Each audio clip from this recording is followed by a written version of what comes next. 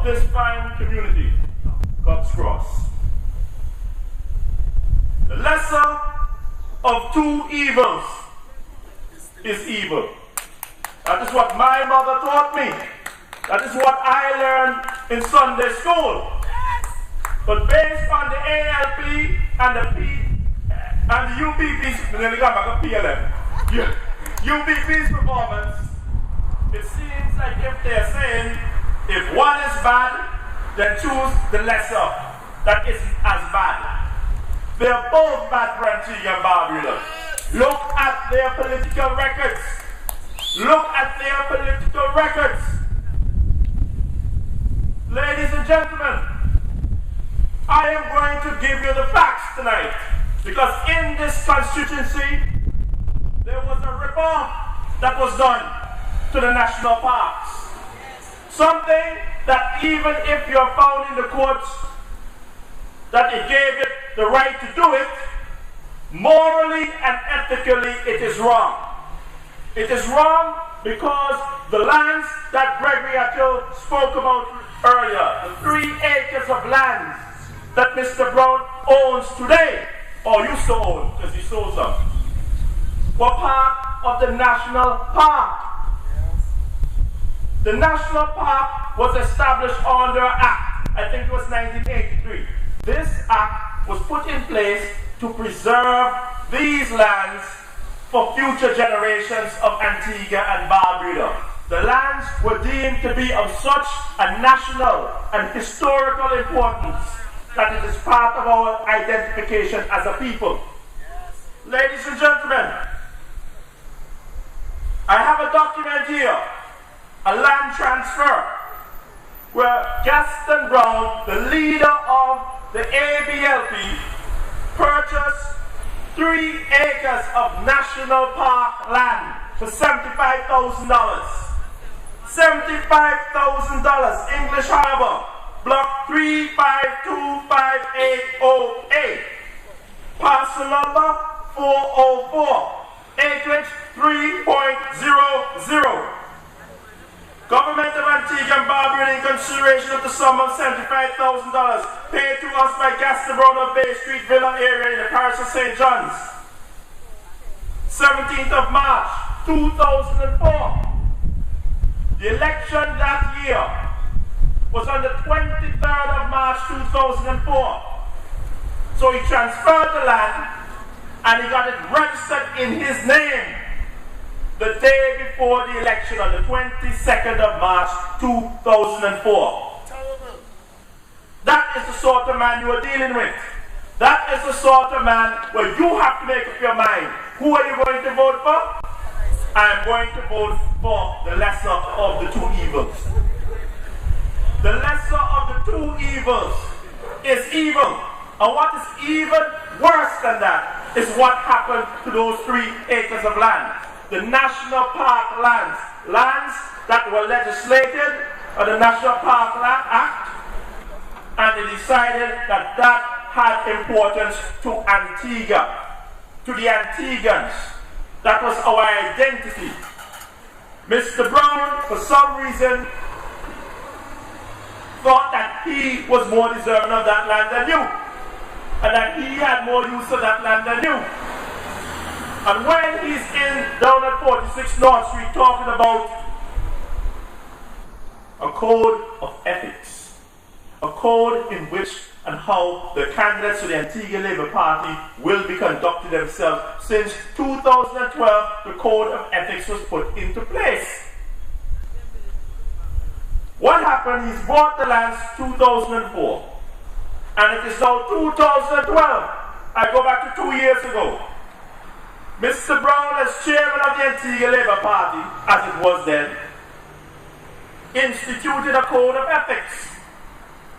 The code of ethics was created by Gaston Brown, the owner of 3 acres of National Parks land in 2012, early 2012. He created the code of ethics, and he has enforced the code of ethics since 2012. And when this code of ethics was in place, let me tell you what Mr. Brown went to do. Listen to me clearly. St. Paul's, If you want to know what happened to your lands, the lands that were supposed to be preserved for future generations by your leaders, it was a Labour Party government that preserved those lands. Let me tell you what the good Gaston Brown went and did to the lands. I am holding a transfer of land. The land, what Mr. Brown went and do, the 3 acres of land, he subdivided it into 4 parcels of land. This parcel, which I'm referring to you now, and I'm giving you the facts. English Harbour, registration section, block 3525808, parcel 475. Let me read you what the transfer says.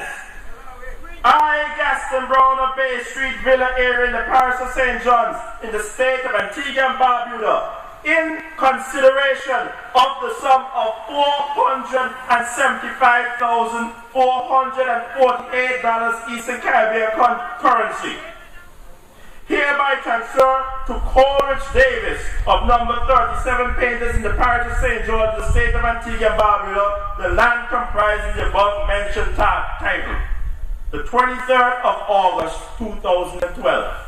A code of ethics was in place in the Antigua Labour Party for the way that those individuals would conduct themselves. He had 3 acres of national parks land. He imposed a code of ethics that year, and he saw it fit, ethically and morally, to sell half an acre. You understand what I'm talking about?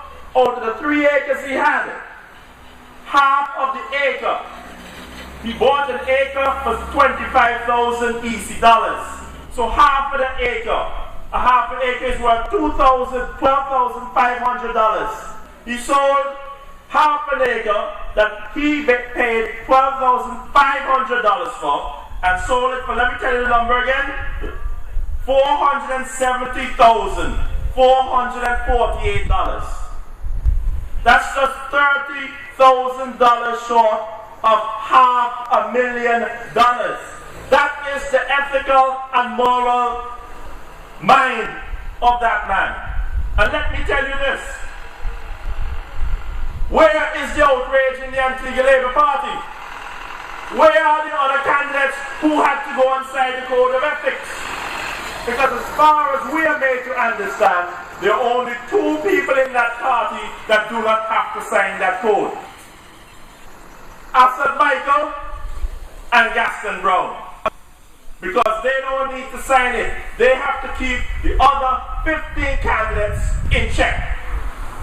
Their moral standard is so far above anybody else's in that party that they do not need to sign the code of ethics. Ladies and gentlemen, that land is your land. This man was a trustee of the lands of Antigua and Barbuda. He was supposed to be protecting those lands as a member of cabinet. And for some reason, he saw it fit to benefit before he looked about your interests. People first. They talk about right now, ready to rebuild. But if the NLP is ready to be rebuilt, how are you going to replace the 3 acres that you have from the people of Antigua and Barbuda? The lesser of 2 evils is still evil. And where is the moral fiber of the individual that could do something like this? Ladies and gentlemen, I am here to support a man by the name of Gregory Shoy Attil. Gregory Shoy Attil has put his name in the ring before, thrown his hat in the ring as an independent. And anybody that can do that, I have respect for, because they are willing to face all the personal attacks, all the insults, all the abuse in this society, and move on to do the greater good for their country and their people and their community. And that is the man that I know. So I ask you, I implore you to go out and support Gregory Shoy Attil on election day. We need new people. This is a party, and we consider it the third and best option, because what is there is evil and evil, and you deserve better than to have to close your eyes and vote for what you believe is the lesser of the two. We are a party that are moving forward and doing our very best to give you the facts to the situations at hand. And the facts of the situation in Antigua and Barbuda now, you have two parties. The UBB, who are hell-bent on staying into power and will do anything. They will cut your throat to stay in power. We don't know when the election is going to call. We don't have our electoral cards. We don't know what the boundaries are for the individual constituencies. So democracy is on the threat. It is on the threat because when will the candidates be able to go and speak to all the constituents in the constituency to make them aware of their policies, to let them know and to hear their thoughts and their concerns, and to give them the issues that you see and the policies to solve them. When will that happen? That is what representative democracy is about. You have to know what the concerns of the people are in order for you to represent them. And not just after the election, before the election. That is what democracy is all about. You have to inform your people, your constituents. But we in Antigua and Barbuda 2014 don't know what the boundaries are for the constituency.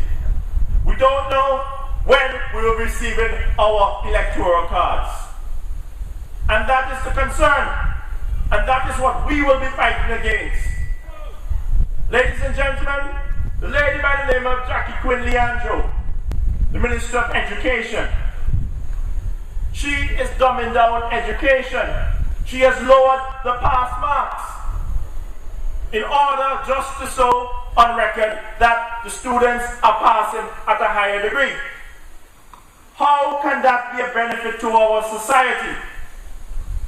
Our society is supposed to put forward a good educational system, a good program to educate the youth so that they become masters of their own faith. Where are they going to go with that dumbed down degree or that certificate? Which college abroad are they going to go with that dumbed down certificate? If they are lacking because they reduce the pass rate, do you think in America, in Canada, in the United Kingdom, or anywhere they go for their university education, that university is going to dumb down their program to suit our students? This United Progressive Party is enslaving the youth of today. And I implore the youth of this country to stand up for something that is right. Because as one of the earlier speakers said today, nobody will stand up for you. We were a party that had 10 candidates just last year this time. 10 candidates. And where are they today? It's only the five who did not want to break away from the Antigua Labour Party at the beginning. Because we felt that we could solve this crisis in the party internally with primaries. And all the other 5 who are dying to go to the loudspeakers in the car and go out and talk about washed in the blood. Where is the wash in the blood? I want to see washed in the blood out here with me. Where are they? But you know what? When I think of that sort of treachery, right? And the people who thought they could make me, Kelton Dalso, Dayton Samuel, Charlie Samuel, and Greg Gettle, their puppets, and thought that we were going to go out, take their views and all the links, and then when we pressing a button, I go hit you hard. I lay back on that one. Do this, do that. Do some push-ups, do a cartwheel, roll over, jump through a hoop. When I think about the people who thought that we are going to be their puppets, I'll give you this from my teachings in kindergarten, in Sunday school, There was a man named Jesus of Nazareth. And he had 12 men that were following him. And they said they loved him and they will follow him to the ends of the earth. And he told them, one year I'll go betray me, you know. I said, no, I would never do that to you. You are Jesus, you are JC, we love you too much for that. When Jesus faced his day and the Romans came for him, how many of the 12 men that said they're going to follow this man to the ends of the earth did he see?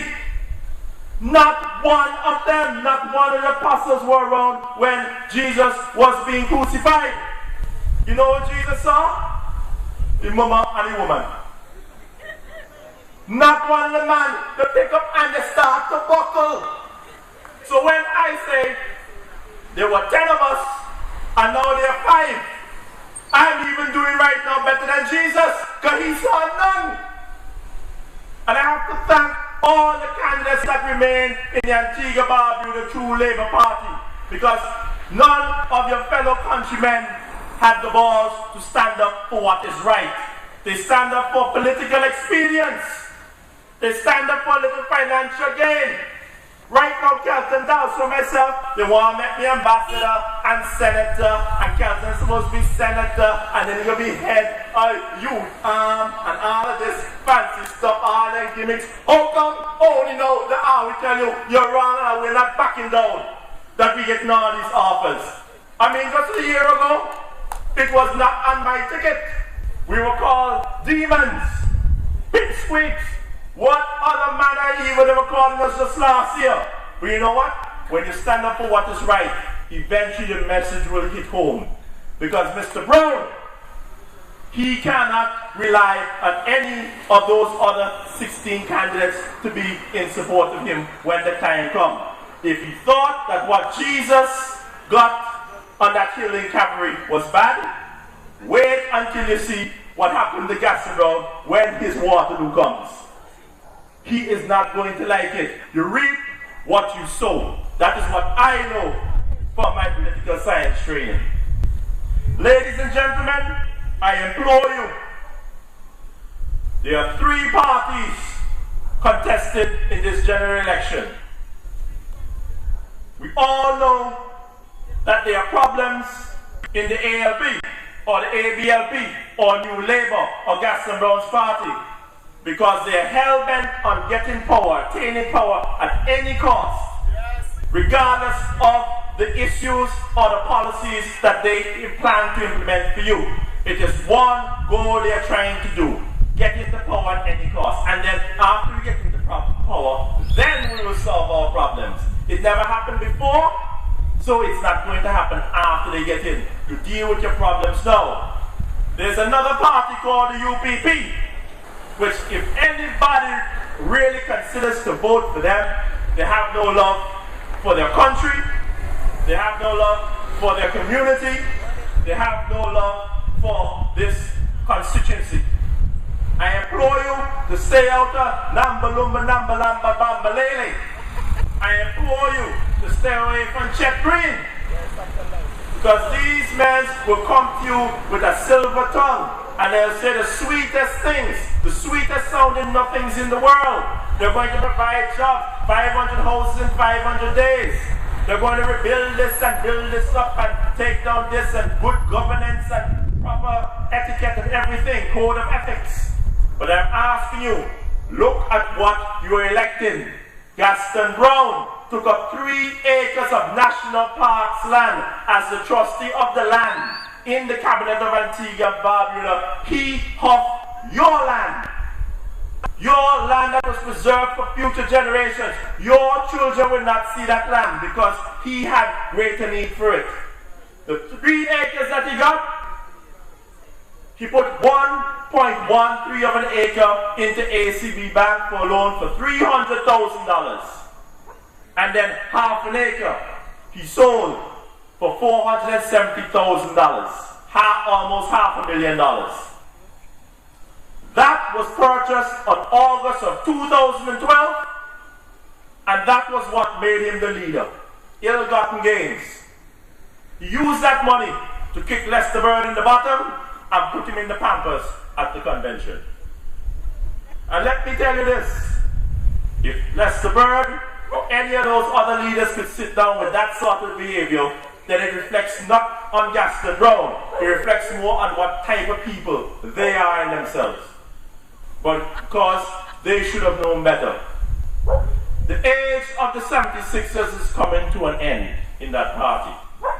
Because I believe the age of the 76ers, the date you can look at is on the passing of my father last year, the 31st of March. Because men who fought George Waters and the PLM back in 76 saw a little pipsqueak called Gaston Brown from Villa come to tell them that he won the election when every law, every constitutional measure that was put in place was broken. And before those men stood up for what is right, their legacy will be when the time came to save the Antigua Labour Party, instead of saving it, they allowed it to continue on with its corrupt practices. The 76ers are over. But now, we have the 2013s, the True Labour Party. That is when we are formed in July last year, and we are moving forward. Ladies and gentlemen, I implore you to look into the policies of all the parties, and when you hear what they have to say, and when you compare them to Gregory Shoyatil, he will be the man to lead you to a prosperous future.